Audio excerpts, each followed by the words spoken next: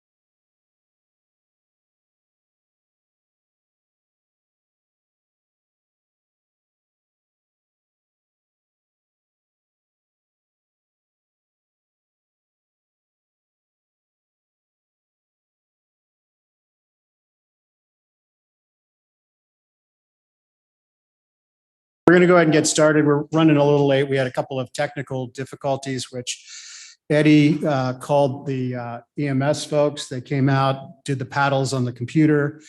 It flatlined for a few minutes, but it's recovered now. So we can go ahead and get started. We have some unfinished business from a previous meeting. We will, but we have to call the, remember we were in progress on a special meeting, the zoning hearing. What are you looking for? Yep, we do. Right. I'm getting ready to do that. Jeez. These guys. I need to go in time. So as I was saying, we were in the middle of a public hearing. About 2 weeks ago, we held a public hearing regarding some zoning changes for the Amelia area, the business district. We decided to continue that meeting in progress.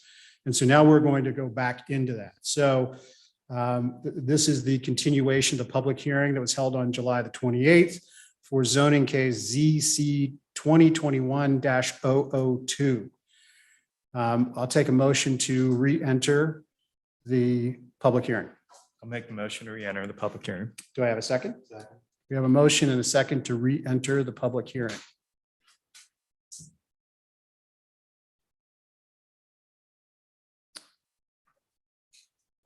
Roll call. Yes. Yes. So now we're back in the public hearing. As you remember, we did take proponent and opponent testimony during that time, but if there's additional proponent or opponent testimony, I'll ask you to come up to the microphone. We'll swear you in, and then we'll take that testimony. So with that, Eddie, can you remind everybody where we were when we last left off? So where we left off is we went through the entire proposal. There's 3 components. There's a set of text amendments. Then there are 2 sets of map amendments. One is a downtown overlay and one was a rezoning from the Amelia Suburban Business District to Amelia Neighborhood Business. There was a bit of— Slow down. There was, sorry about that. There was some deliberation and the Board of Trustees requested a little bit more information regarding a couple property owners in the area. So staff went, notified those property owners, just reached out again to gather their opinion about potentially remedying a split zoning circumstance. So 2 of the properties had residential and commercial zoning on them. So before we took any further action, the Board of Trustees wanted to reach out and see if it would be okay or cause any distress, if you will, to make the property entirely commercial. So we did receive 1 response. I spoke to both property owners. One property owner has not gotten back to me, but Mr. Palmer has, and he sent the email dated August 11th, and we'll put it into the record. He specifically said, thank you for the zoning maps. At this time, I do not wish to change the zoning from Amelia Suburban to Amelia Neighborhood as shown on the zoning map. At the point when I am able to decide how best to develop the property, we can make any zoning changes in that time that may be needed. So I did follow up with Mr. Palmer after the email, and he was appreciative that we made the effort to actually get back in touch with him. He is in support of the downtown overlay. So I can pull that up as well. So this is Exhibit 1, Option 1. This is the overlay. The solid blue area is the downtown overlay that's shown to be expanded, includes Mr. Palmer's property as well. He's in favor of that. What he wasn't in favor of was modifying this portion of the underlying commercial zoning on his property. So he wanted to just leave that as it stands. So as a result, staff had provided 2 resolutions, kind of the option 1, option 2. Option 1 was just accept the zoning commission's recommendation kind of as presented. Option 2 was let's fix these 2 properties and get rid of the split zoning. Option 3 came about when Mr. Palmer reached back out, said, I'm fine with everything except for the underlying zoning modification. So what you have before you, this was placed in your mailbox. I can obviously get copies for you if you want. It's essentially out of the three components that it would adopt the text amendments and the overlay, but none of the rezoning to fix any of the split zoning circumstances. Eddie, this is resolution 2021-021. Yes, that is correct. Okay.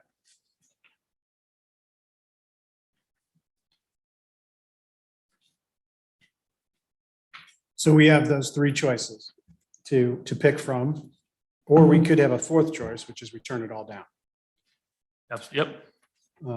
Which I don't, from my view, I'm not interested in turning it all down. I do think, from my perspective, I like option number 3. But I'll turn you guys loose and ask questions. Well, particularly in light of Mr. Palmer's preference, and it doesn't seem like we talked earlier today, and it doesn't seem like there's any obvious harm to following his request. That it seems reasonable to me. Yeah, if he's okay with the overlay, I think that makes a lot of sense. Option 3. I see no need to rezone anything that anybody's not applicable to. So option 3 seems most sensible. Yeah. Okay. At this point, since if you don't have any further questions, then we can open the floor. We'll need a motion to open the floor for public comment. So can I have a motion to open the floor? Motion. Second. We have a motion and a second. Debbie, can we do a roll call, please? Yes. Yes. Yes. So with that, anyone who would like to speak in favor of option 3, could you please remind everybody what option 3 is? Or any of them, actually. I'll let it be open to any discussion you might want to have on the subject. So you don't have to. Anyone who wants to speak in favor of zone changes in the Amelia Business District, please rise. I will swear you in. And if you come up to the microphone, you can ask away. Okey-doke. Anyone who opposes the zone changes in the Amelia Business District, the same. Seeing nothing, then I will move on to any other points of clarification that anyone would like to hear or ask questions about. Okay, I have one, I'll give you one clarification. you're the lawyer, you're not allowed. Since you're amending the decision that came to you from the planning commission of the county and the zoning commission of Pierce, amending this would require unanimity, point of a unanimous decision of the board. Yes. That's my only thing. Okay, thank you. Having said that, then I believe we need to have a motion. There's a piece missing here. We have a motion placing option 3 resolution on our agenda for tonight's meeting.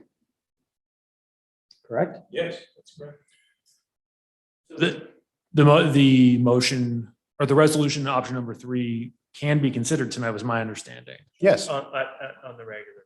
yes, Oh, but I have to have a motion from this board placing Right. it on the agenda for tonight's Yep, I meeting. understand. I will make a motion to place option 3, i.e. resolution number 2021-021 on the agenda for consideration at tonight's regular meeting. We have a motion. Do we have a second? I'll second. We have a motion and a second. Debbie, would you like to do the roll call, please? Yes, Mr. Kelly, Yes. Ms. Canales. Yes. And Mr. Freeman. Yes. All right, so we've moved that. I might make sure that I'm doing everything correctly here. Then I'd like to also take a motion to end the public hearing and just end the public hearing. Do I have a motion to end the public hearing? Motion. Motion made, Second. seconded. We have a motion and a second. Roll call. Mr. Canales. Yes. Mr. Kelly. Yes. And Mr. Freeman. Yes. All right, so now the public hearing is now officially over. We get to move into the regularly scheduled meeting. Debbie, can you do the roll call, please? Mr. Kelly. Yes. Mr. Freeman. Yes. Mr. Canales. All right, So we are now inside the public meeting or our regularly scheduled meeting. It's time for the Pledge of Allegiance. Please rise. Michelle Balsack, can you lead us in the pledge? Pledge allegiance to the flag of the United States of America and to the republic for which it stands, one nation, under God, indivisible, with liberty and justice for all. Okay. Thank you, Michelle. That was inspiring. All right, so Debbie, we've got a few minutes we need to approve. I request a motion to approve the budget hearing minutes on July 14th, regular meeting minutes of July 17th, the special meeting minutes on July 22nd, which was the Park and Green Space Committee, and the special meeting from public hearing July 25th. So moved. I will second. So we have a motion and a second. Which one went? It was a jump ball. So which one you taking? Let's go with Pete on this one and Nick will be the second. The clock, the arrow was pointing that way. Mr. Campbell. Yes. Mr. Kelly. Yes. And Mr. Yes. All right. So now we get to move into. What? Can I say something that- Sure, right ahead.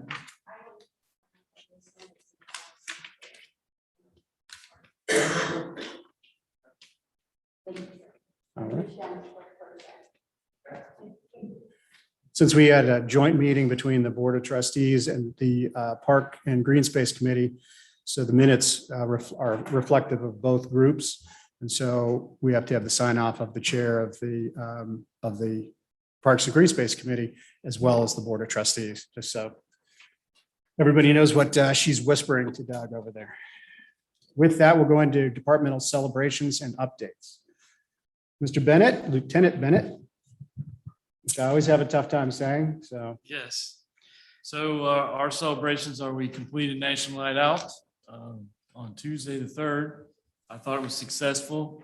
We also wanted to thank the fire department and service department for helping us set it up and run it. It's been a year since we've done it. And the layout was a little different because of the changes to the park. So I thought it all went pretty well from our perspective, pretty smooth. Also, you can see the picture there that we issued a golden ticket to a gentleman who helped apprehend a thief from Dollar General and there in downtown Amelia. And he helped the officers out because there were 2 people fleeing and the officers were focused on the one that was resisting. So one resisted, one just fled, and he went and collected the one that fled. So Can you walk me through exactly how he did that? I read that and I was Yeah. just, I think she just got tired of running, wasn't necessarily in good condition, and decided that she wanted to come back because that's where her car was. So he didn't use any force or anything. He just kind of said, "Hey, stop." and she's like, Go okay, back, fine. and she walked back on her own. So Okay. I read that and I was just like, yeah, basically just told her to stop and go back, and that was about it. So Okay. Mike, what is his name?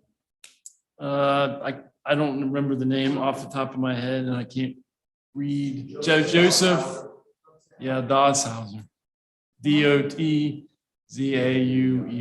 regardless, it was a brave thing to do. Yes. That's all I have. That's all you have? Yeah. Okay. Fire EMS.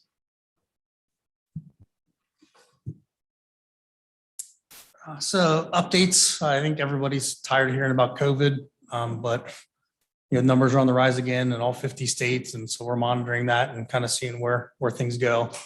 As it stands, the only mandate that's out right now is a federal mandate on masking for public transportation. So as I understand it, the state, due to changes at the state level, the governor and the Ohio Department of Health won't necessarily be issuing mandates or directives as they did previously. So it'll be up to more individual businesses and organizations to do those mandates. I know some of our local businesses have already started asking people to wear masks inside and things like that. The other update, I know we've talked over the last couple of months about the UTV Joint Police Fire Project. So we have met with a couple of local vendors. We met with John Deere and got pricing on the state term, but they're 8 months out currently. They're behind in production. So we did go over and meet with Polaris, which is close by in Batavia Township. They should have updated government pricing next week. So Chief Bachman, I hope to have a proposal back before you in September to move forward with that purchase. That is all I have. Well, sounds like that vehicle will be come in use in probably multiple different types of situations, huh? Just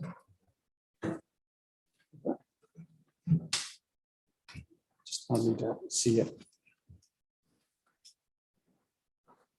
So, why can't you get a quick gator? I don't understand. Pull some strings, get it in here. We tried, but yeah, everything that's being delivered now was previously ordered last December. So they're that far behind getting things in, where Polaris is telling us 6 to 8 weeks. Yeah. So it's a lot shorter time frame. So we're trying to weigh all the options and get the most bang for our buck and what'll give us the most options and usefulness for police and fire. Based on what you described, it sounds like kind of a blessing ultimately, because the Polaris seems very functional at Yes. lesser of a price, right? Yeah. And I mean, everybody just uses Gator as a general term for those types Right. of vehicles, but Yes, and going off of the 2021 list price was all they could provide us. The Polaris appears to be 3,000 to 4,000 under the state bid pricing for the Gator. wow. So I think we can get more equipment on it that would be nice to have for our staffs to use. So I think it's probably the direction we're gonna go. We're going to get the updated numbers. Cool. Chief, on the topic of, we talked a little bit earlier about influenza vaccination. As you folks all know, influenza vaccination season's coming up. It's probably going to start around next month. And in the interest of public safety, both for our staff, personnel, and the citizens that they serve, if there's a problem securing influenza vaccine for our staff, then by all means, feel free to contact me. We can discuss options on how to get that. But we'll make that available to those on the front lines. Obviously, recommendation that you will get yours as well. All right, thank you. So for the last several years, we've worked with Mercy Health. They've come out on site and administered flu vaccines to staff. Last year, there was a change and they weren't able to do it. So we went to our occupational medicine provider at TriHealth, and they were able to come out. So we're exploring those options. We're also looking at the possibility of amending our drug license to be able to get the serum itself. So we've got a protocol that would cover administration, but we're looking at several options, but I appreciate your offer. That all you got? Yes, sir. All right. Let's do Mr. Kohler, Service Street Cemetery. As you all saw, Bradbury Road is now open. It is very nice. And we've been doing a lot of tree and brush trimming along many of the roads. This is just a particular picture of Fagenbrunn. A lot of people tend to get a little upset when we do it, but we don't really have a choice. As it starts creeping out into the road, we got to get it cut back. And congratulations to one of the baseball teams that use our fields for practices every year.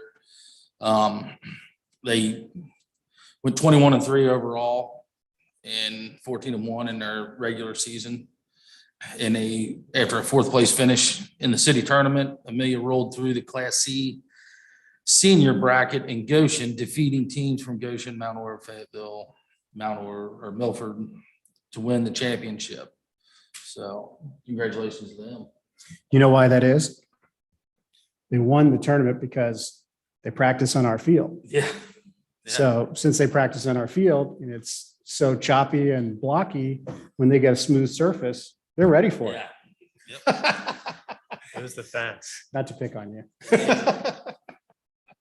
And then we'll be looking at adding, I'll be interviewing some people for additional positions with parks in the cemetery, in the administration building area.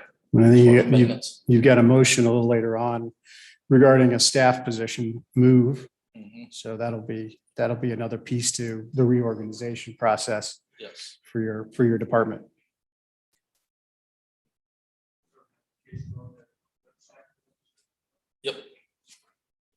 there's applications up there. There's always an application on the website.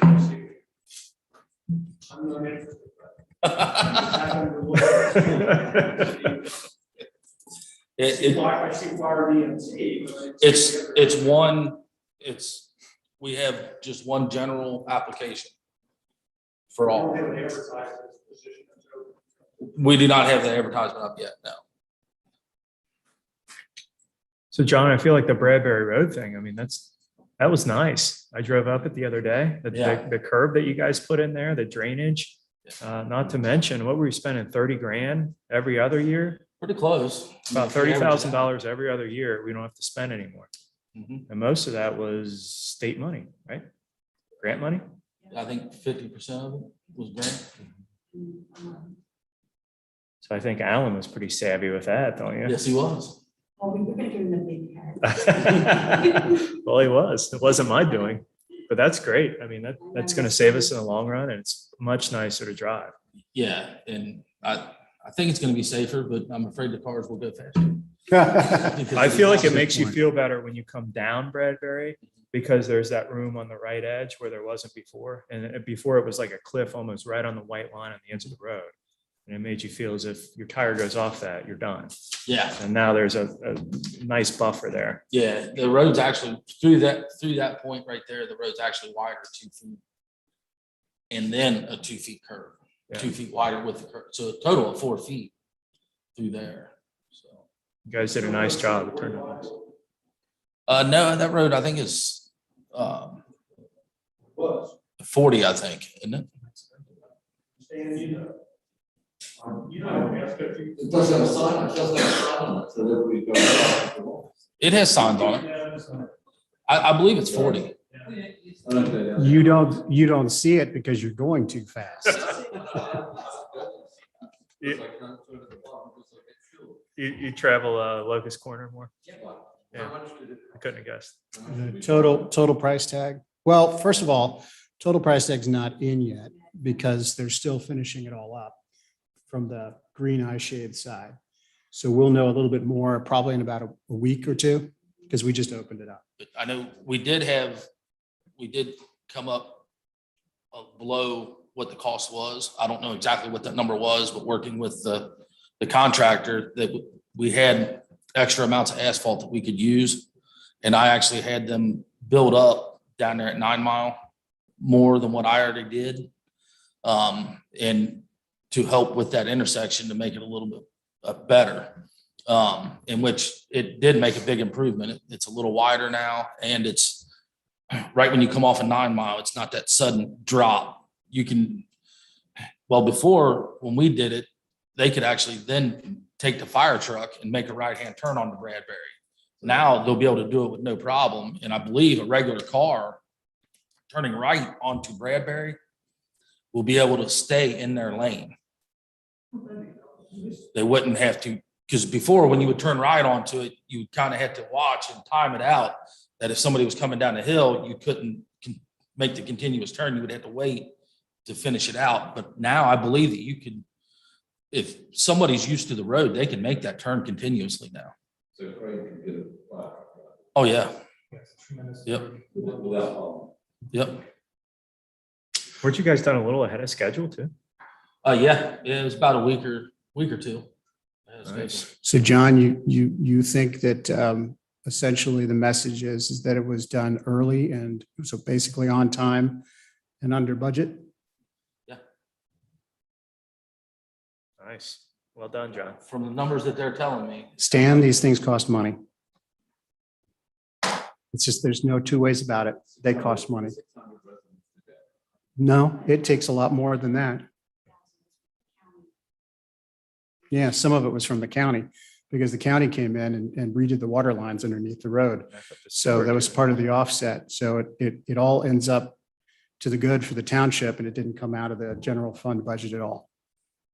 So on time, under budget, and done without hitting the road and bridge fund, the repave, which is our repaving fund, our gas tax wasn't touched.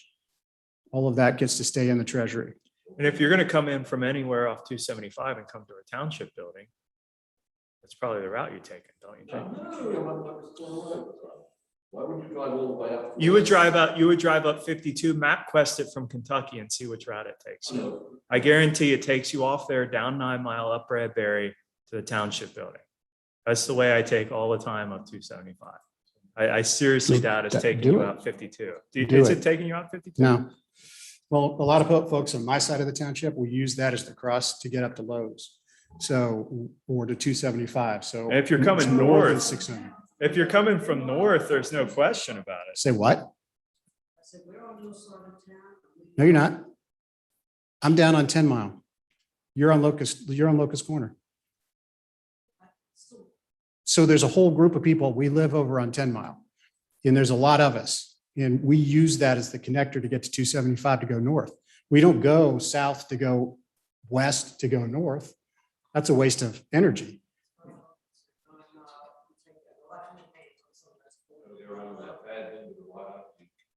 Well, you want to talk about 9 Mile, you need to go call the county engineer. So Bradbury, we can control. It was a dangerous road. It needed to be fixed and it has been. So that's going to pay off the loan. So the loan is what, $300,000. So it'll come out of the TIF. And we've already explored this. We had a budget meeting right here in this room. There's going to be more than enough in that TIF to cover that expense. We're going to, next spring, we're going to open up Cole Road because it's collapsing into the creek. We're going to be able to cover that with part of the TIF. So there's more than enough money in that TIF to cover those expenses. TIF reaches that far. It's the law. We ran it by our legal counsel. We ran it by other legal counsel. We've got 2 opinions. It works. Pays the bills. What? That's right. She's paying the bills. Anything else, Stan? All right. Stan, full disclosure, takes you out 52 from Kentucky. It does take you out 52 from Kentucky. I was wrong. But I think north of 5 Mile or anywhere north of the city, you're going to come down that way to get to the township building.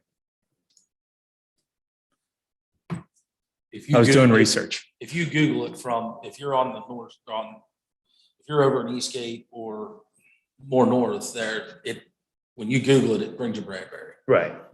But south, if you're coming out of Kentucky, it's going to take you out 52. Turn into 9 Mile, come down 9 Mile. My GPS always wants to come down 9 Mile and come up, go to Bradbury Road, kill yourself on the corner and come up this way. We don't have to worry Okay. about killing yourself in the corner. Can I just say, we've got a meeting. Let's move on. Thank you. All right, so we're up to Parks Green Space Committee, and unless you had something else, and actually, Jenny Lind, you did some work on Jenny Lind this past, Yes, we replaced 2 culvert pipes on Jenny Lynn. and that's prepping that for resurface. Well, no, I mean, they were really bad. Yeah. The bottom half of Jenny Lynn's in pretty good shape, but the bottoms were completely gone out of the pipes, so the water wasn't flowing, so we had to replace those. But you've also got the resurfacing program. When does that start to kick in? So just so everybody knows, when they start to see the barrels pop up. I talked to them and he's hoping that they can get started sometime in mid-August with the curb repair. And then they'll follow up right behind them with the paving. Right. So. And you'll be happy to know that we've got the largest resurfacing, repair budget that I can remember. I mean, Yes, I mean, it's a little south of spending about $700,000. 700,000 on road repairs for this cycle. So what that's was a it pretty previously, like 300,000-400,000 About 300. annually? No, 200,000. Whoa. We thought it was big when we got to 310. Yeah, so I thought it was Yeah. around between And 3 and 4. So it was the biggest thing that I have ever tried to finagle, and it was a learning experience. I could tell you that. Yeah. But that's going to start the middle of August and That's what they, weather permitting, that they don't get delayed with anything else. the couple other questions I have while I got you.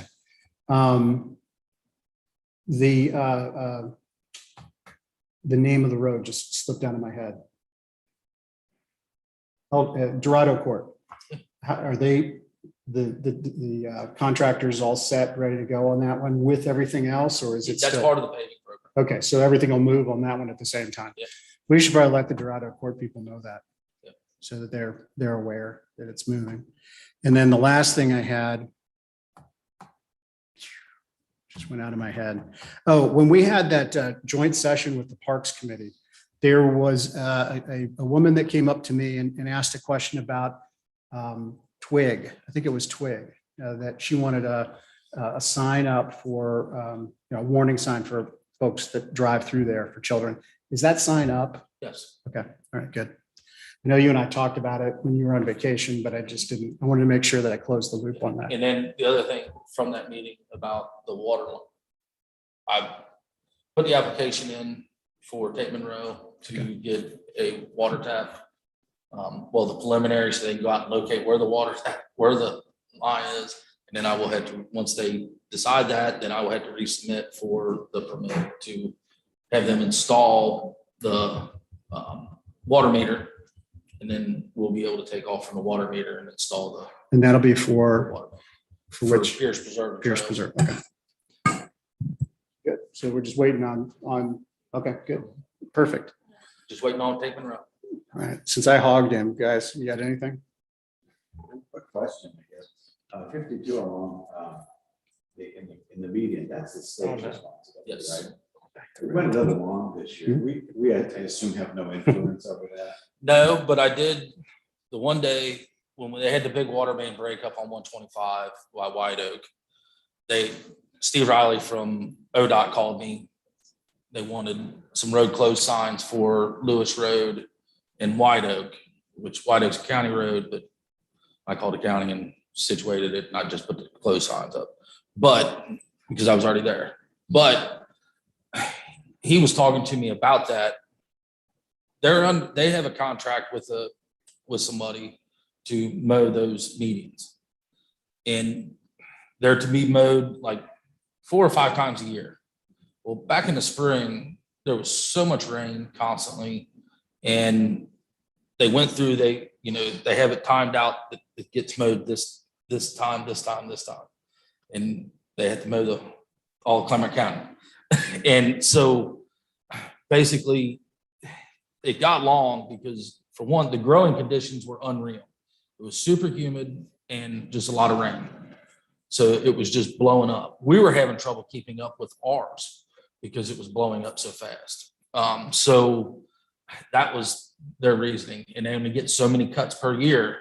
So, basically it got long. But like now, since it's been so dry, it won't be as bad. So. It's slowed down by the spring. Yes. Yeah. Yep. Because he asked me if I was having trouble keeping up also. And I said, yeah, this has been the worst year yet. So. Okay.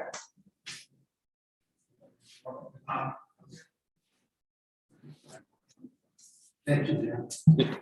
Okay, Eddie, you're there, you're over there. Planning and zoning activity. I see you had some really cool charts and graphs. Oh, wait, sorry. Parks. Debbie just reminded me, I always do this, I'm so sorry. We ever forgive me? This guy could hear Doug, you're on. Okay. So just an update coming out of the Parks Committee meeting last week.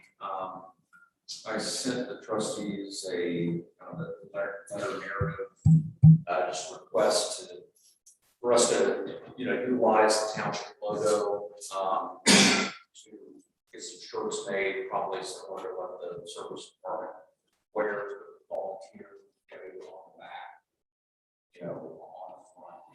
Just for when we're working in the park, we need t-shirts too.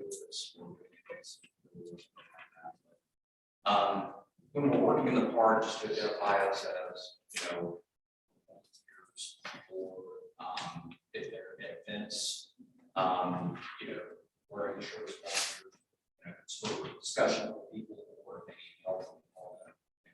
But what's going on. But it can also help spur some conversation lot of times, we're trying to do a lot of work, fireworks, planting and that type of thing. And people will ask them, who they are, what they're doing, and that type of thing. So we're always looking to recruit new volunteers and start a conversation with somebody, it's beneficial, but I think it is important for this, identify us as something they can actually talk to. So, that's kind of my idea. Felt like we need to have a trustee's blessing to do that. And I can interrupt. sure. We do have some park fest funds left, so we would be able to use that for your. Sure. How much? We have about 10,000. Holy. I think that's. Okay, so we'll probably Rain maybe it with Dr. Ward. Should find out.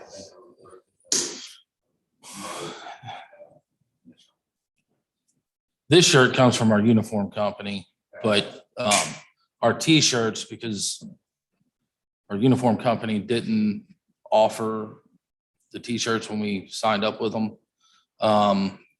They offered a polyester shirt that was like was going to be really hot for the guys. So we ended up going up to Stitch Tech, which is up in Bethel. And they make our t-shirts and our hats.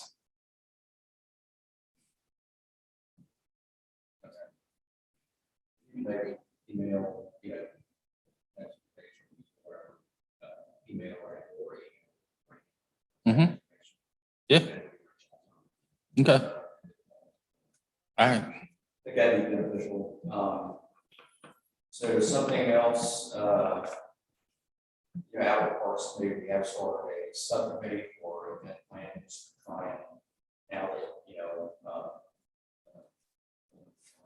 this very surge with COVID, things trying to get back to normal anyway. We really want to start trying to promote events, community gatherings at the park, especially for facilities, and perhaps even facility things over the community parks as well. So the event subcommittee, Mark Hanna is chairing that. They've had a couple of meetings trying to get the event on this fall. So right now, the latest was potentially already in October. The pumpkin parade, which we did 2 years ago, which was a pretty big success, as well as so I think one thing in trying to plan these events, it does take a little bit of money to get fall. So I think that's why last year's worked out. But I mean, a lot of it is just trying to build community and getting community together. So, Is that fund is set up for the park fest and the dog park? okay. And the dog park has been completed, so. have fun. Well, and I think we can do those things and perhaps have some things, yes, build community, but there are ways also get ways to do this. Yeah. So, Because that's actually your money you guys raise. right. Just one. Yeah. Still has to follow the same path. Yes. Doc and Mark, so Right. anything over. Anything over 2,500. Yes. Understood. Yes. Right. Yeah, it still all works the same way, but it's actually. Right. It's just, but in the end, it's treated the same way inside of our budget and by the auditor. Right. Form. Still do it that way. I just want everybody to know that. Formality. So. Make sure it's clear up front. Can we talk more, a little bit more about that events planning committee? I really like that.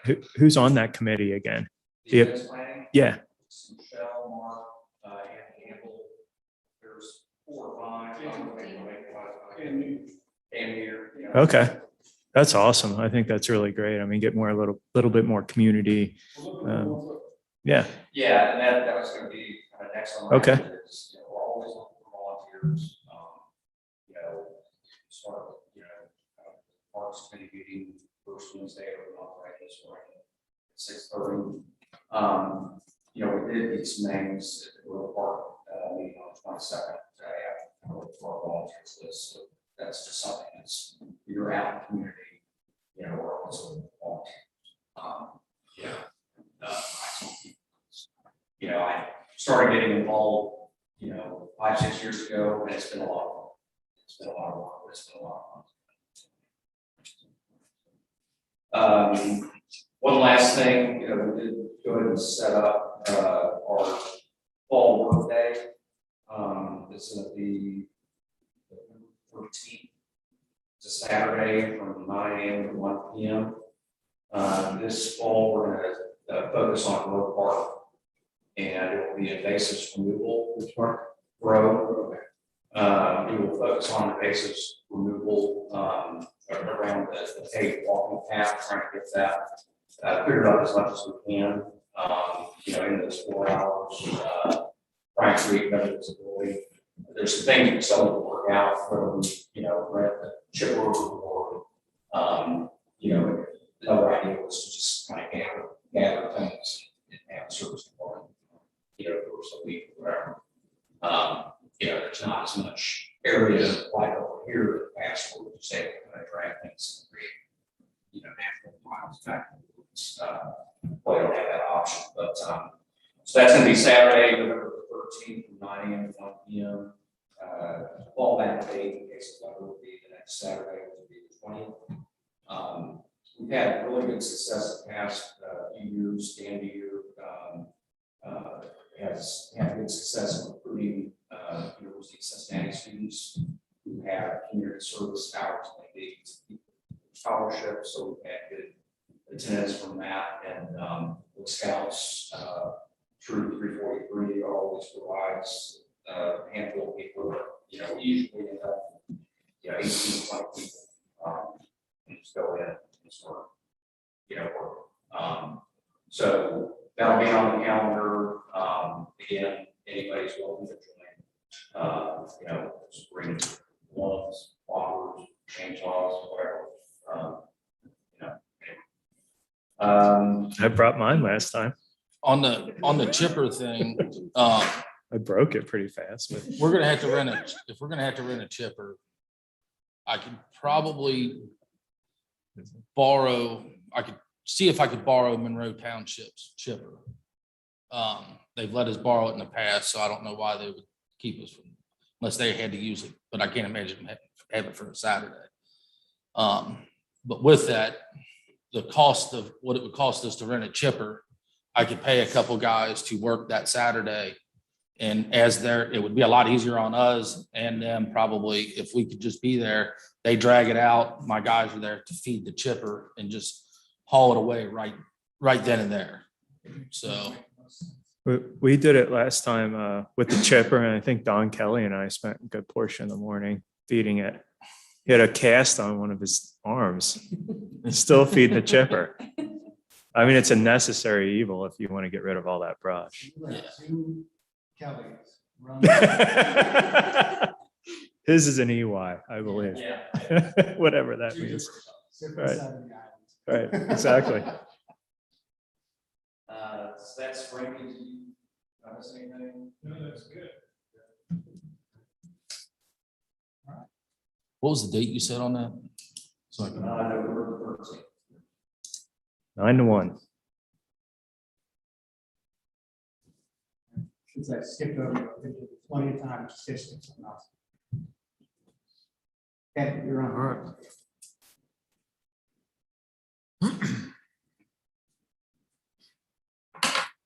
So in your packets, you have a permit and zoning violations update report.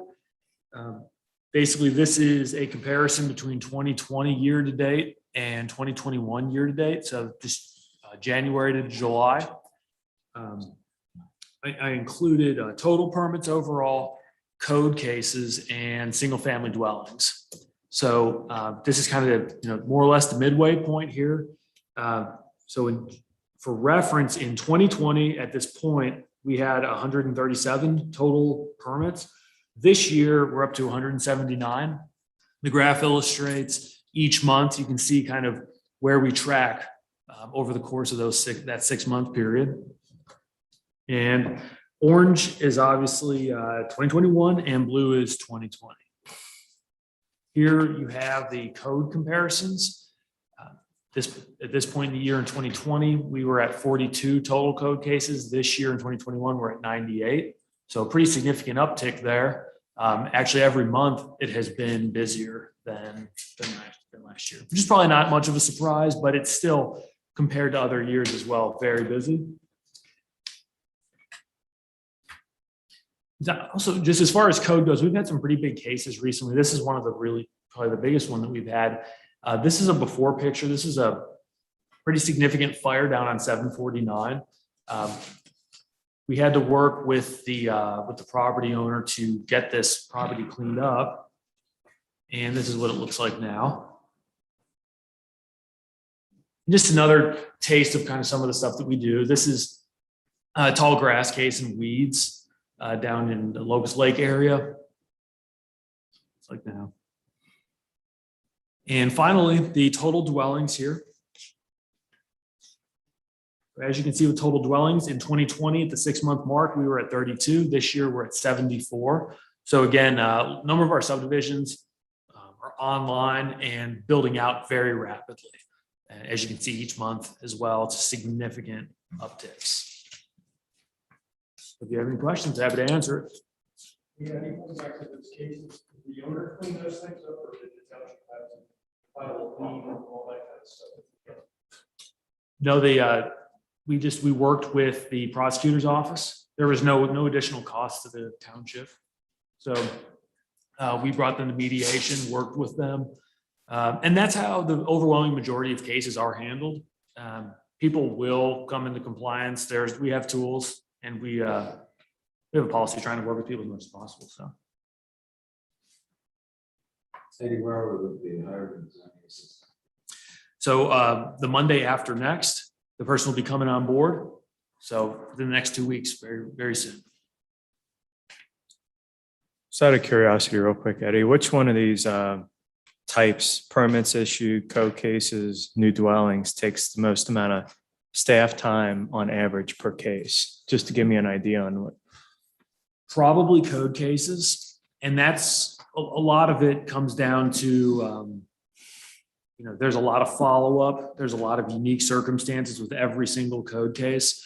The one case where there was a fire, for instance, the property owner's gone. So they passed away. There was a significant amount of issues with the estate and, legal permissions as far as, taking care of the property, all those sorts of things. So code cases generally, then single family dwellings are probably the next big thing. Again, there's a lot of back and forth sometimes with those items, but Yeah, so I was just curious because those are the two that have upticked the most, and those sound like the Yeah. most administratively labor heavy, over double on both those. Thank you. Any other questions? All right. That wraps up your report. Thank you, Eddie. sure. All right, so we're going to now move into old business. Old business, some of you may recall, we passed a motion at our previous meeting regarding a staff issue. Tom, could you fill in what it is that we're going to have to work on tonight relative to that staff issue? How detailed do you want me to go? As detailed as you think it's appropriate. You referred a internal investigation matter to the fire chief. You received a preliminary report on July the 14th, and you acted on that by asking the fire chief to investigate further to determine what would be the proper resolution. So tonight, you're being presented with two documents. Number one, the detailed investigator's report prepared by Warren Ritchie It was originally dated July 14 and is now updated to today's date. And then attached to that also is a performance improvement plan created by the fire chief with, after numerous discussions with Warren Ritchie, that creates a performance improvement plan for the assistant fire chief. And if you accept and adopt these, then these will become public records. They would be placed in the appropriate personnel files. So that's a quick view of everything. Chief, do you have anything you'd like to add or comment on? Spent a lot of time with Mr. Ritchie and Mr. Keating, working through all the various pieces and aspects and doing what we felt was appropriate at this time. We'll continue to, if you so choose to approve the recommendation, continue to monitor the situation and ensure that things move forward in a positive direction.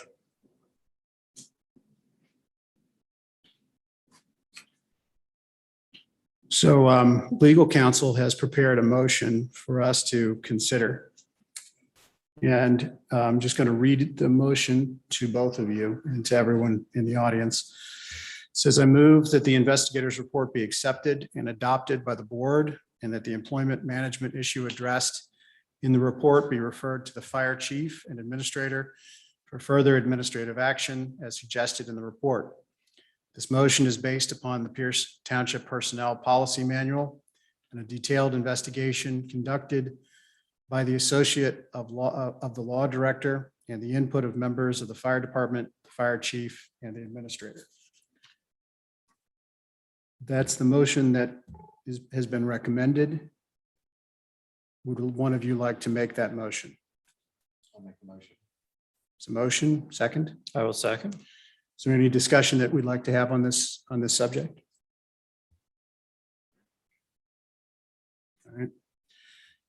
So with that, Debbie, let's do the roll call, please. Mr. Campbell. Yes. Mr. Kelly. Yes. Mr. Freeman. Yes.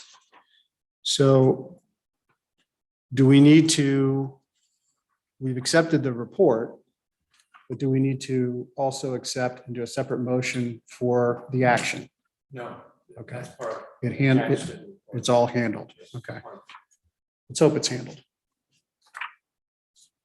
Okay, so is there anything else we need to do on that subject at this moment? No. Okay. All right. With that, we'll move on to new business. Debbie, you're on. Okay. I request a motion for approval of the payment of the payroll for the month of July in the amount of $418,879.99. So moved. Second.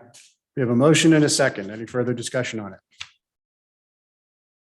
Hearing none, roll call. Mr. Kelly. Yes. Mr. Campbell. Yes. And Mr. Freeman. Yes. All right, Debbie, you're still up. I request a motion for approval of the payment of the bills for the month of July in the amount of $348,851.88. So moved. Second. We have a motion and a second. Any further discussion? Roll call. Mr. Campbell. Yes. Mr. Kelly. Yes. Mr. Freeman. Yes. I request a motion to create the Kohler OPWC Fund, total project budget in amount of $393,500. OPW grant providing $196,750 and loan $98,375. Loan funding at 0% for a 25-year term. And Pierce's share will be $98,375. It sounds like a good deal. I'll make the motion. We have a motion. Second. We have a motion and a second. Any further discussion? Hearing none, roll call, please. Mr. Kelly. Yes. Mr. Campbell. Yes. Mr. Freeman. Yes. I request a motion for resolution to 2021-022, an emergency resolution to accept the material terms of the Ohio subdivision settlement pursuant of the Ohio memorandum of the understanding and consistent with the terms of the July 21st, 2021 National Opioid Settlement Agreement. That's a lot. Yes. Yeah, maybe we want to drill down on that a little. Okay. Did you all get this? I did, yeah. Go ahead. Go ahead, yeah. I'll give a few highlights. Ohio will be the first state to settle with the three largest drug companies that are being blamed for contributing to the opioid crisis. To do this, this type of a resolution has to be passed by 95% of the Ohio communities having more than 10,000 population. If this just hit the fan, so whether 95% of the villages, townships, and cities can do this before the end of this week remains to be seen. This would generate approximately $804 million to be paid to Ohio over the next 18 years. And that assumes that these three companies will not go bankrupt, which happens in a lot of large settlements. The split of the money is that 30% would go to the local communities, the cities, villages, and townships. 55% would go to a foundation that's going to be created by those communities to benefit, to make sure that there is treatment, counseling, prevention, and in other words, to actually treat the opioid crisis. And then 15% would go to the Ohio Attorney General Office. Ohio would be divided into 19 regions, and those 19 regions would have some autonomy. And this settlement would involve the companies McKesson, Amerisource Bergen, and Cardinal Health. And that's a very quick, brief overview. Tom, how does the money filter down to us through the districts part of it? Yes, the Okay. state through these regions will try to work out a way that how much money goes to this district that we're in versus the district that Cleveland is in, for example. And it would be based on, I think, demonstrated need and other factors, but that hasn't been decided yet. Okay, just curious. Talking money. But you have to pass this in order to be eligible for that. Yeah, I get it. I'm just curious how it gets distributed if it were to get 95%. Was that the threshold? Yeah. And I don't know what happens. I know what you're going to ask. So what if it's 92% that approve? What happens? And my answer is I don't know. Because this, as I said, just just came out through the Ohio Municipal League and the Ohio Township Association. They're both sending resolutions. Now, the way Loretta wanted this written is that the person authorized to sign would be me, because Loretta's out of town this week. So I've written up a participation form that was part of the packet, and it's a form that I can sign saying that Pierce Township passed this tonight, and we're in. So. Let's see. Well, I will make the motion. Second. We have a motion and a second. Any further discussion? Hearing none, roll call, please. Mr. Kelly? Yes. Mr. Campbell? Yes. And Mr. Freeman? Yes, I knew you would. I request a motion to approve our works time contract for $5,325.08. That is the Affordable Care Act that we do. How much is it again? $5,325.08. Okay. Do we have, Second? we have a motion and a second. Any further discussion? Hearing none, roll call, please. Mr. Campbell? Yes. Mr. Kelly? Yes. And Mr. Freeman? Yes, Thank you. That's all I. all right. Chief Wright. I request a motion for resolution 2021-023. A resolution authorizing and directing the fire chief to enter into a client service agreement with Medi-Cal Management Incorporated for EMS billing services. Authorizes the renewal of EMS billing service with Medi-Cal Management for a period of 4 years, 4-year term with an increase of 0.25%.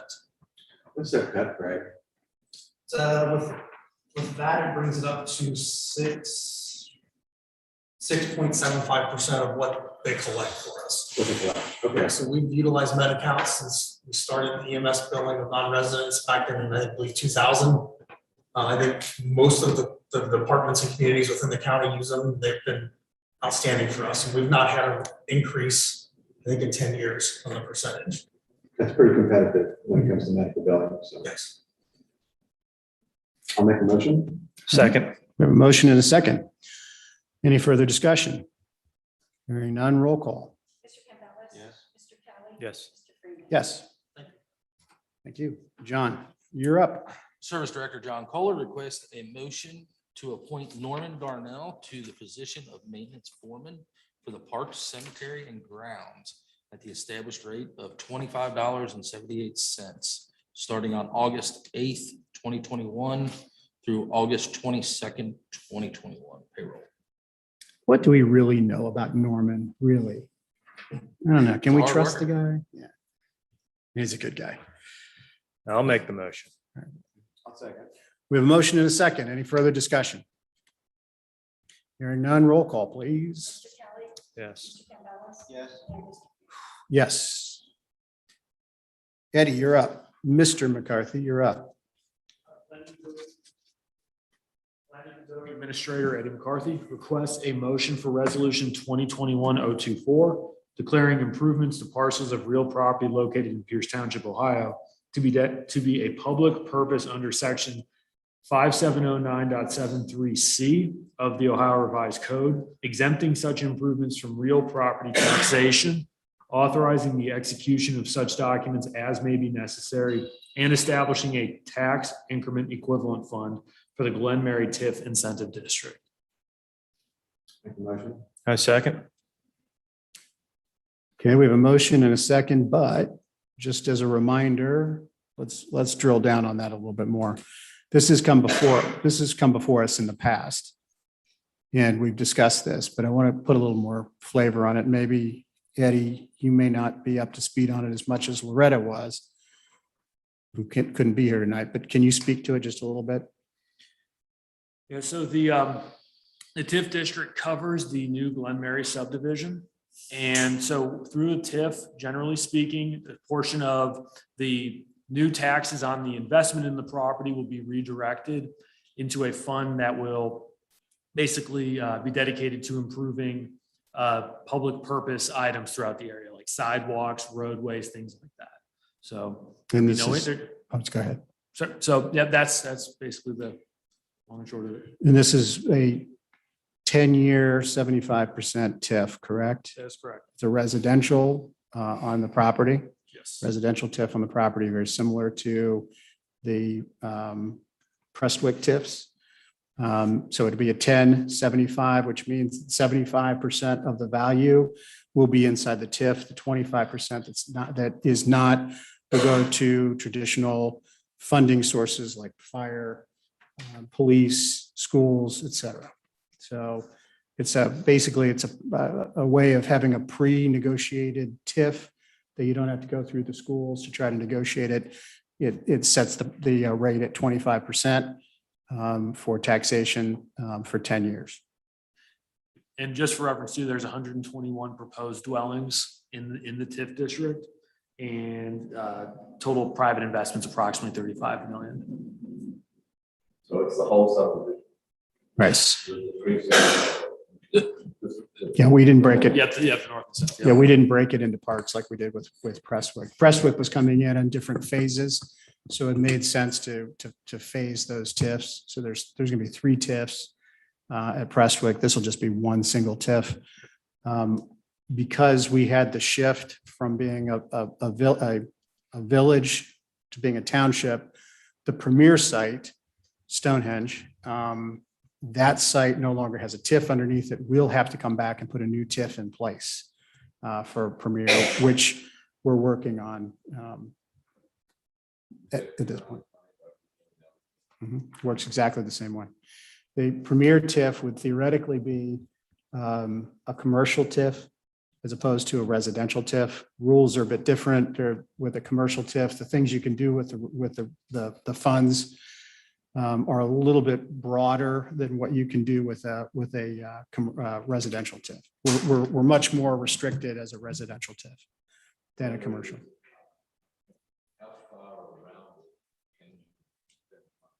Well, again, I don't remember the exact, we don't have the exact language in here, but generally speaking, you can move fairly far away from the, like, for instance, you were asking about Kohler Road for Prestwick.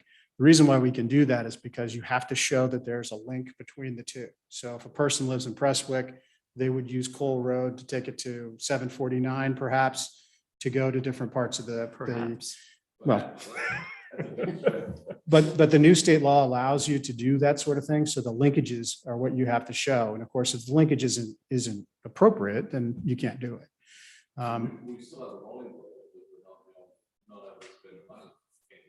But we've drawn down on that particular TIF because of Senate Bill 4. It allowed us to take some funds out of that TIF. And so we're using that for part of our road rehab work for this cycle. So we are drawing down on the Walmart TIF, as well as we've been drawing down on the Kroger TIF and others, but we still have a healthy balance inside both TIFs. So I believe, if I'm not mistaken, that the legislation for the Glen Mary TIF does also call for funds being able to be used inside the parks, because people who live in the residential area, the linkage is that they'll use the parks. It's a draw.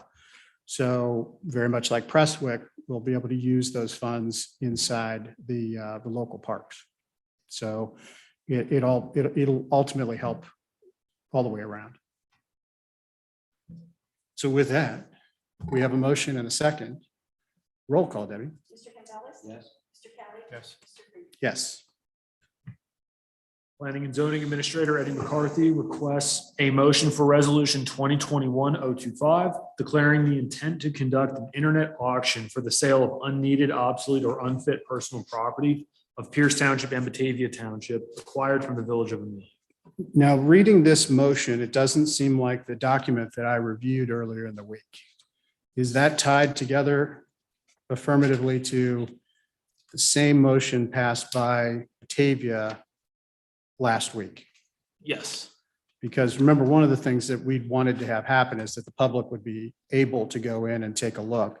And as I recall, it calls for a day that allows for folks to go through and take a look at the property. It also allows us to post up on our Facebook page, or, well, yeah, I guess we could, our Facebook and our webpage, a link to the auction site, correct?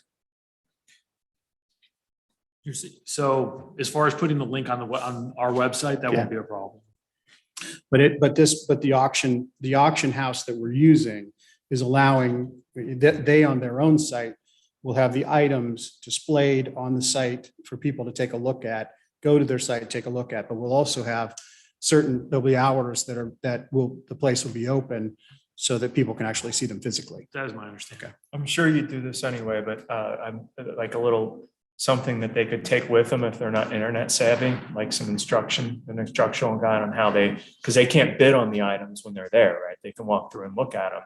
But it sounds to me like all the bidding is done online. Is that correct?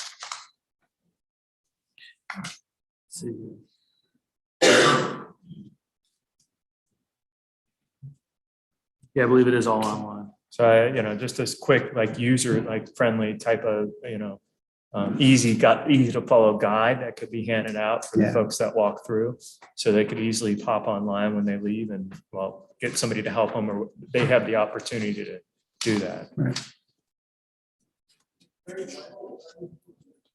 Yeah. Yes.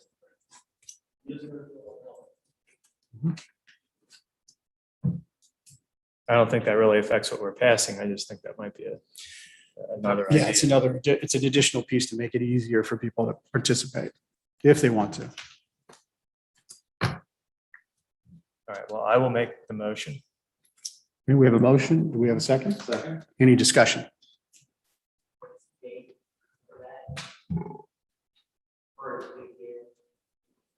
Eddie, you got a date over there? Because I can't remember off the top of my head. See here. Well, I believe I don't have the date offhand, but I can get it. It may be one of those things where we have to approve the deal and then we'll get the date, but we'll get the information to you. So We can post it as well once we have that information. yeah, we'll make it available so that everybody knows. But I believe that what we're talking about is tonight, the contract, and then the date will be set. If memory serves, I could be wrong. I read it like 3 days ago. Shoot the date to Renee when you get it. So she doesn't have to keep refreshing the website.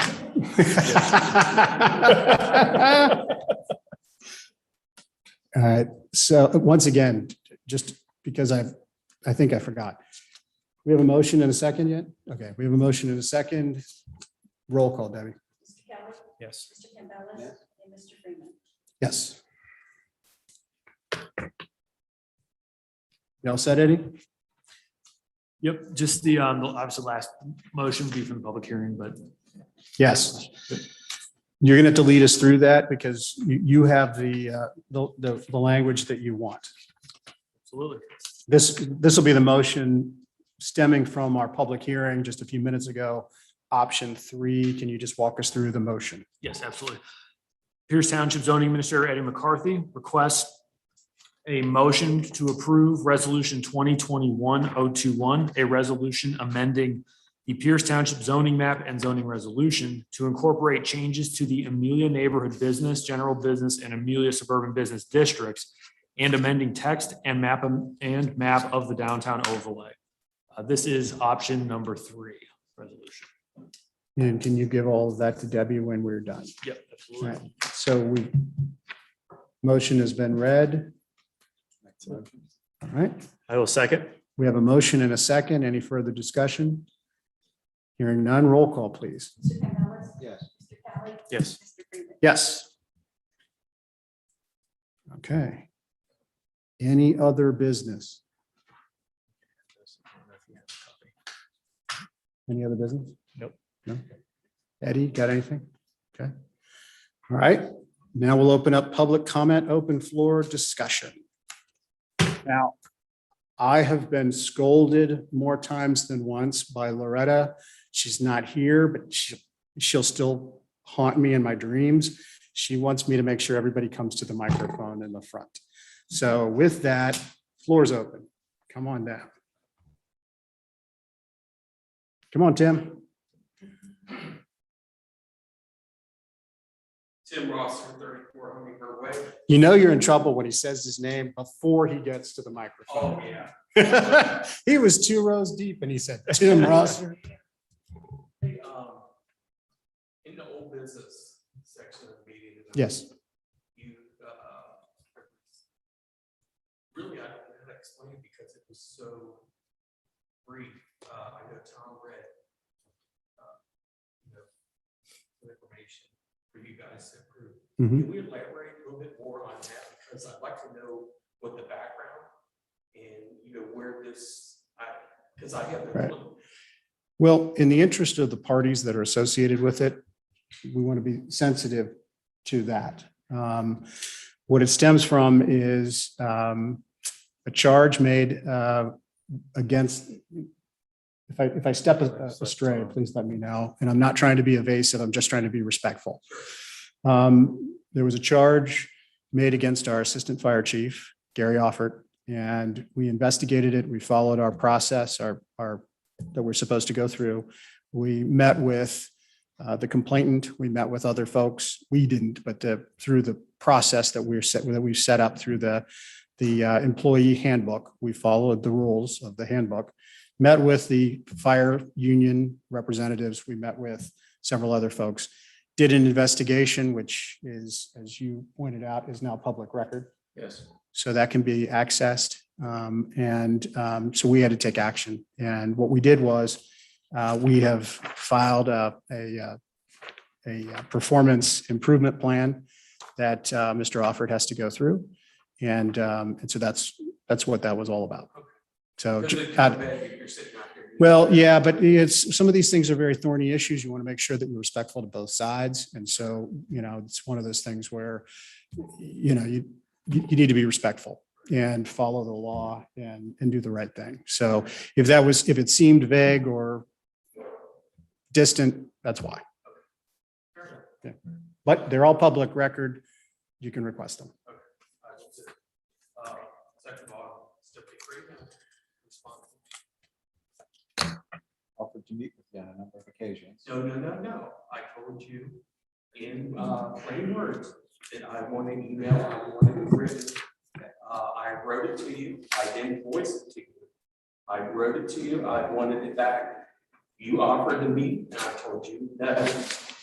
So. Tim, Some of those those emails are outdated. I have no intention on responding. I'll be honest with you.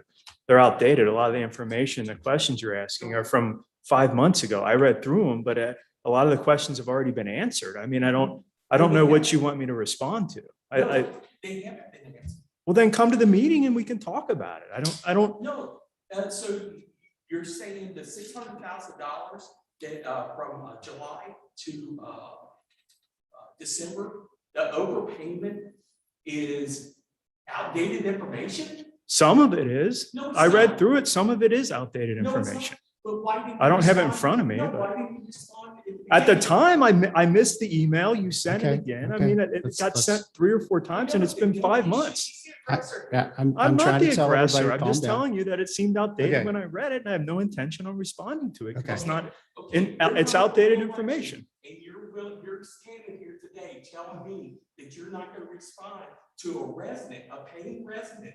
If you will reasonably present updated information to me and we can discuss in an open meeting, I will respond to an email. If you send it, look it over, see what doesn't apply anymore, because some of it doesn't apply anymore. It was sent like 5 months ago. It was about things about the dissolution and things that were happening, and it's not applicable.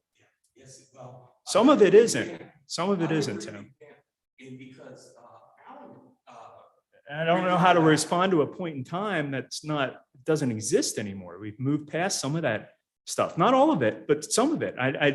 Maybe we could update it and revisit it. That's all I'm saying. I'm not saying I'm not going to respond to you in general. I'm saying I'm not specifically going to respond to that specific email because it's antiquated at this point. well, we'll just disagree on both sides because the answer is it's not old business. It's business that never got completed. Number two, real quick. Actually, that's number 3. That's number 3. When it comes to, we talked about the trash. Mhm. Now, that is old news, I grant, and I'm not trying to be the dead horse. But let me ask the 3 trustees, if a new, someone buys a new house today. Mhm. And they move in. Are they subject to having services from Pierce County? Yeah, well, yes, because that house, if someone else owned it before, that person was paying taxes on that house. And so therefore, they would be, that fund would be full. Right. So that service can be provided. Okay, so there was what, 2,500 to 3,000 residents from the former Amelia Village that got put into Pierce Township Mhm. and had to pay their trash levy for 1 year. You're looking at, my documents are back there, but you're looking at about $67,000. It's a little more than that. Yeah, well, I'm just saying. It's more than I'm that. using a conservative number, but what's the difference? Well, the big, This is part that. Here, Well, let me present another, I want to present another side to this. he's going to present. Okay, the other I side. move into the township on December 20th. Okay, I buy a house and I move in on December 20th. I pay my tax bill on January 1st Right, in arrears for the last year. that's correct. Should I not have to pay that tax bill because I didn't reap the benefits of all those services for the last year?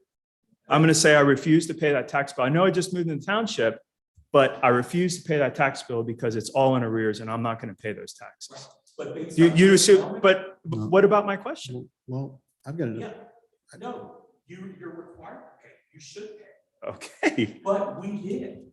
right? Based on Chris Millman, he sent me all the documents, the residents did pay taxes in 2022 Pierce Township.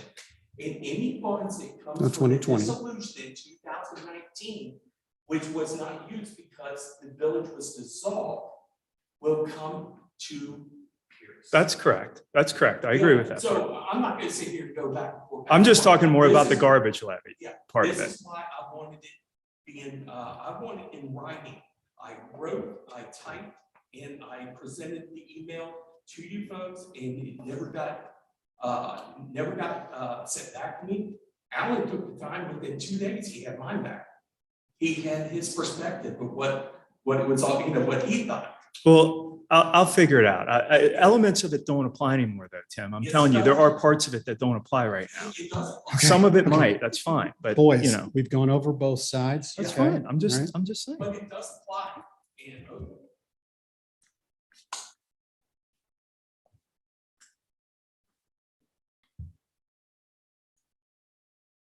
Secretary for Hummingbird. Question for zoning. Like, so I see like some of the pictures you have of the weeds and that. What is the actual zoning laws as far as for peers? I mean, if we see something like that, like someone's yard like that, do we call you guys Mhm. to make a complaint on it? Absolutely. The, so as far as grass and weeds go, that's state statutes in the ORC, so we enforce that. But yeah, absolutely, that debris and that sort of thing. There was, I'm sorry, I don't want to interrupt you. Well, recently there was an issue with the Quail Creek where some people were on Facebook and so those were the things that were, you know, Eddie went over and checked into that. There's still some things to be done, but that's kind of the appropriate thing to call Eddie and just, you know, tell him there's an issue. Because there is a property that actually is right before you get the property that has a for sale sign and we feel. Okay. I know previous, it's always been cut, so I don't know what's going on, but it's right as you come down, right before you get the property on the, right past the dog. Right before the curve sort of thing? Yeah. Okay. It's grass all up and I have another address to call you. And then another thing is just kind of to the fire department, police department. What is your all's training, versus male versus female? Is everyone treated the same? When you're training in that? Just like train, like when you go through training, your people, are they treated any differently? Like what you ask male to do, females to do, no, nothing deteriorates the other way? Everybody should be treated equally. Thank you. You're from Miami Township. You're not allowed to talk in here. You got to get up there. Oh, really? Oh. Wait. Did he just say he's going to live in 2 or 3 places? I'm looking at 2 or 3. Oh, okay. I was like, I like a condo, my wife is not, so. ah. My name is Rick Holmes, I'm from Lowell, and I'm here for a couple of different reasons. Yeah, Lowell. One reason I'm looking for a house, and thank you very much for calling me and telling me that little tidbit of information. They were sold when I got there 45 ago. Gentlemen. Way to go, man. Yeah, I had. They didn't offer me a place anywhere. So, but nonetheless, I called you, I never got a call back, so I did. I'm sorry. I couldn't call back because of issues otherwise related. So, I'm here to talk about that other issue. Okay. The fire department. We sit here and talk about roads, and blacktop, and all kinds of things for 45 minutes. Mhm. We talked about our fire department issue for 2. Now, my question is, were you all brought to speed on what's really going on with all this? Mhm. And are you okay with what happened here today? Mm-mm. Okay. And what do you mean you're not happy? You think something else should have happened? Do you think it was I very think bad we- behavior and you don't tolerate it? I think that it's very bad behavior. We don't tolerate it. We investigated it very rapidly according to our book. But let's also remember, it's also a legal issue. It's legal issue, but most of it is not public record. Mhm. Now, I guess my question is, I'm trying to get from you all, Mhm. is, Craig, I don't know where you were at through all this stuff going on here. You weren't making it. But I don't know where you're at. Didn't take long to figure that out. I've been doing it a long time. 60% of your people, that happened. That's a problem. Now, my other thing is in you people. If you're telling me you didn't much appreciate what happened or how it happened on a lot of different fronts, then I'm fine with that because I trust you. I think you're extremely on board with a lot of new stuff, new way things coming up. You've got a lot of experience and you're new. So I'm fine with that. But I wasn't happy at all with what happened here. I'm not talking about your judgment in this matter. Mhm. But I wasn't happy at all about some of the things I heard. I wouldn't have tolerated 5 minutes. Like I say, Craig, I always liked you. Caitlin loves you. But that girl right there held Bill Brewer's hand in the back of your license when he died. They owe more than 2 minutes worth of talk here. That's my only point. I will be monitoring, checking it. I'll call you if I have any questions. Just to be sure, this is taking a lot more than just 2 minutes of our time. We have spent a lot of time investigating it. Well, we've got, we have our staff working it because that's the way the process works. We violated You give nothing. a performance evaluation. I mean, folks, I used to give those out because people didn't wear a tie to work. I mean, this is a serious matter with your firefighters. That's what I'm concerned about. I'm not concerned about the brass. He's double dipping anyway. I really don't. Craig, you're a good guy and all. The guys on the ground do the work. Absolutely. I have a wreck here. They're going to cut me out of it. Really. You don't pay enough. And this mandating back and forth all the time is killing people. I can't even get lunch with my daughter, much less dinner. So I know I'm a little aggravated and you don't know me very well. And maybe you've heard, you do. Let's make sure this works one way or the other and no retaliation issues. Because I'll drop whatever I have to. There will be no retaliation issues whatsoever. This has been handled by the book and appropriately and honorably. You I understand. what I have found. I hate to say this, counsel, you know it probably as well as I do. Sometimes you get a bunch of lawyers in the room. It clouds the judgment of good, solid people who you represent. I know that. I fought with many of them. Most of the time they were right, and I was wrong. But I'm just saying, let's give a little bit of respect on the fire department. Well, And and I will tell you that, you know, Chief and I have had a number of conversations about this and other issues. It might not hurt for you all to sit around with your firemen once in a while, firefighters up there. Sorry. Have them over for a cup of tea and talk to them and meet with them. I know he has. I think you probably have, but sit around and talk with them a little. Sometimes, you know, we feel a little bad about ourselves. We just don't give enough patting on the back. To be sure, for the record, I agree with you about the attorneys. No offense, Tom. Yeah. But I personally spent a lot of time reading over everything that was reported. I mean, I looked into it very thoroughly. I know we didn't spend a whole lot of time, but I did look into it quite a We didn't bit. spend a lot of time here. Well, I agree. It's not arguable, but I just wanted to assure you that I have personally spent a lot of time looking over it. And a lot of interviews with your colleagues, with Gary's colleagues and with the whole crew. So we looked into this. I only tell you, it's not my business. I'm more your work. I get it. I carry a gun. These guys don't. But when you pile your car into a tree, one of them's going to show up at 3 o'clock and cut you out of the car. And we need to make sure people treat it. That's all I'm saying. Thank you very much. And we're on the same wavelength. Thank you. Thank you, sir. Thank you. Hold on. I think, come on up. It's okay. We'll get your turn, but I think her hand just went up a couple seconds before you. Little hand. Yeah. Short arm, my name's Marion Blakely, live in Delaware. And observing police night out, I think it's magnificent. I wanted to see a speed limit as I came through tonight. There's a 45-mile-an-hour speed limit sign just before you come into the curb right here in the park. And I'd like to see that speed limit. On Locust Corner? How many times have we petitioned to have that? Most recently within the last year. This has been an issue that bedevils the township that has bedeviled the township for a long time.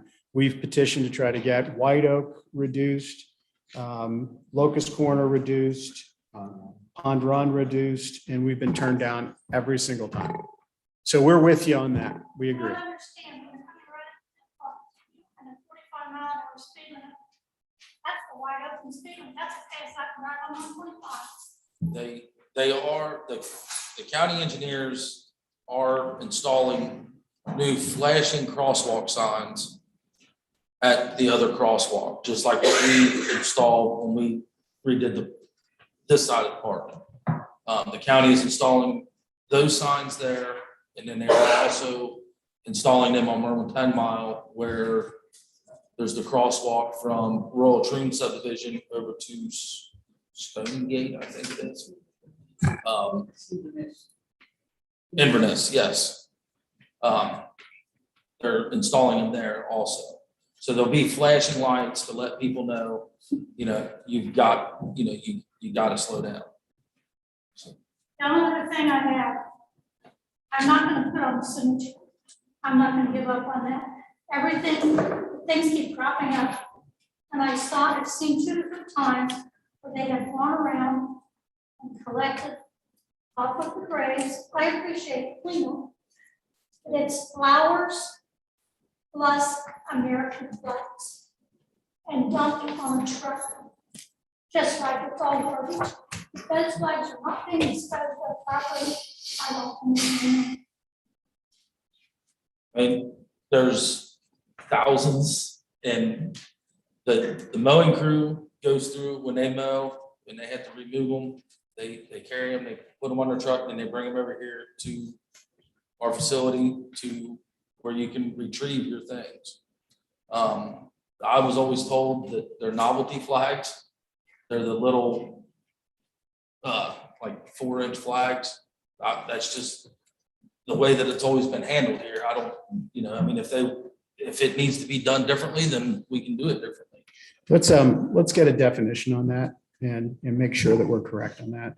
So that way we can make sure that we dispose of them properly. Yeah, I'll talk to the VFW. Perfect. See what they say. Yeah, Boy Scouts or American Legion of Texas disposed of them by government and proper respect.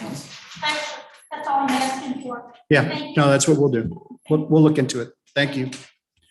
Renee, you're up. Thank you. I know, don't you feel important now? Renee Gerber, 30 Hummingbird Way. First, when you speak in the microphone because nobody can hear. Oh, sure. Can you guys all hear me? Yeah, I can hear you fine. Because every once in a while I like. Unfortunately. What? What? As most of you know, if you don't, I'm going to be running for trustee. And I received a phone call the other day. And Mr. Combs, this goes to your point. And Craig, I respect you immensely. But if half of the stuff that I've read in this email is right and has happened to this young lady, I'm going to be infuriated that you did not take action tonight. We did. I understand you took action that you think was action, but not what I, as a female, was in the military. I was in a man's world. We were treated different, whether your command says you weren't or you were. And it just aggravates me because now I'm in the political arena, which is also a man's world. And people don't think that women can do what a man can do, and that a woman should be subjected to the stuff that I hear she has been subjected to. And on your Facebook page, you say you stick up for the first responders. You did not do that tonight. You failed in your job. You failed. And I love you to death, Nick, and Alan, same thing. But I think you have failed this young lady. And I hope that it doesn't come back to cost Pierce Township a lot of money, because I will use it against you and you and you, because her life means something. Everybody, I don't want her to be upset. I don't want the morale to be down when these people come to my house to either save my life or put out a fire because of one bad apple. And it will trickle down. I've seen it happen in the police department, not this one, but in Amelia, and it just can't happen here. It can't. I listen to Craig every other month. I think might have been the first month that we haven't had turnover. I sit back there and I realize there's a reason. There's a reason people come and go. And there's going to be a reason why you're going to have a walkout, and my house and their house and their house aren't going to be protected by the fire department. And this is going to be why. So I don't want to come back and tell y'all I told you so. I hope you seriously reconsider what you've done. Legally or not, no person should come to work and be subjected to the same belittling and demeaning actions as this young lady has. And it's not really a question, I just wanted to make a statement. It may come back to bite me in the butt politically, but somebody's gonna stand up for her, and it's gonna be me.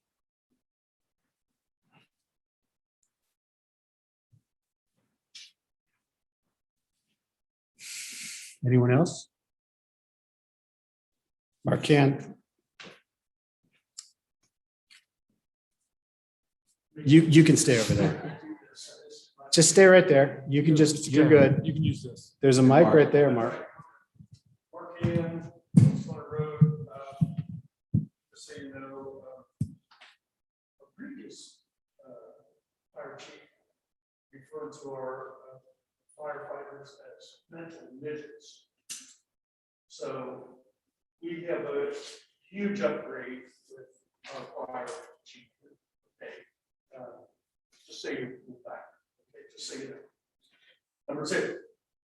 Have we talked to Vandal with road board yet? Vandals? Well, We nailed them or what? been more than a couple, it's not the same person.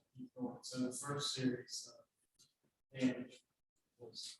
We got the new We have pictures. We got the new surveillance up there, good surveillance. We had, the pictures we had are trail. So that's the one on the most recent one. That's being looked into if they haven't been charged yet. Are we getting good surveillance? Are we getting new good surveillance up there now? I don't know anything about that. They're still just trail cams. They're just a little bit better pixel. Didn't the writer tell us the other night we're getting? Didn't you tell us that we're getting? Hey, Mark. Are we driving to a point? We bought 2 new cameras. Surveillance we can get, I guess that's my question. We bought 2 new, I just purchased 2 new cameras. We just got them the other day in. We installed them yesterday. Okay. Now, the issue that we are finding, I can only get 100 pictures sent per month for free. When I called them to set up to have them come to us right away, after the 100, they will not accept tax exempt. So we would have to pay taxes. They don't have a way to set up a tax exempt account. We never even gave that a thought when purchasing them, but we are getting 100 for free. They do have an SD card in them, so they can be checked frequently. So they will store everything on there. It will store it on that SD card. But then we'll have to get the SD card out, put it in the computer. If we have vandalism, then we'll be able to go back and look at the pictures and find them. All right, so we get 100 for you, and we take the SD card for all the other pictures, we accumulate, bring them back from the PC. Yes. Yes. Yep. We'll have surveillance. Yep, and they're permanently mounted. Okay. And there's 2 cameras, one on where the pavilion is, Okay. and then there's one on the playground. All right. All right. All right. I think. All right, thanks. But they are better picture quality, so it will be easier to make out who their faces. Yeah, I mean, we're trying to do some spruce up around the road and, other places, and, it's kind of crazy when we can't nail the perks, so we want to get them. Okay, all right, thanks. Thanks, Mark. One more thing. Yeah. It's Debbie. Okay. The property on Oak and the Maple Pike Library, they were just, mowing it today. Nobody's, weeding. So like the fire hydrants all covered up with weeds, King. He had the weed eater with him today. He said he was weed eating. Well, earlier when I went by, it's still not. Pretty sure we throw it around fire. Okay, we'll check on it and make sure it gets taken care of. Thank you. Michelle. Michelle Hillside, 13 Public Court. I don't know what happened in the fire department. I was a service advisor at a car dealership, which is a man's one, for 20 years. I had people come and say, is there a guy I can talk to? Sure. And they would be on hold because you're so things. So I'm sorry to you that you're being treated the way you're being treated. I'm sorry, I don't get emotional on this, but I was there. Maybe not in the same circumstances, but I was there in this room. And I can remember what you were saying. And I wish she had seen. Because she did have her hands up on my shirt. But that was very reconnected. She helped me out tremendously. There you go. Glen Mary, I forgot what my other thing was, I got. No problem. Glen Mary, is that scheduled to get any kind of common space? Or is it all homes? No, there's supposed to be common space that's included. Will be walking trails. And then the area between, there's going to be two sections of subdivision, the north side and the south side. And the entire area between the two are going to, it's a preserved tree area as well. Green space. It is, yes. To be sure, that started under Amelia's zoning, I believe, and it was approved. And out of kind of fairness to the builder, we did negotiate. I mean, I can't speak for the rest of the board, but I felt like I negotiated more on green space and things that what might be typical for Pierce Township, but it does have common areas and some green space. Thank you. Anybody else? All right. If there's no one else with that comment, then I will entertain a motion to adjourn. We have a motion? Second. Motion and a second. I don't think we need to have any discussion. You don't want to hear my voice anymore, right? No? Always gotta give one more chance. That said, roll call. Yes. Yes. We're adjourned. Thank you. Thank you for being here. Still did.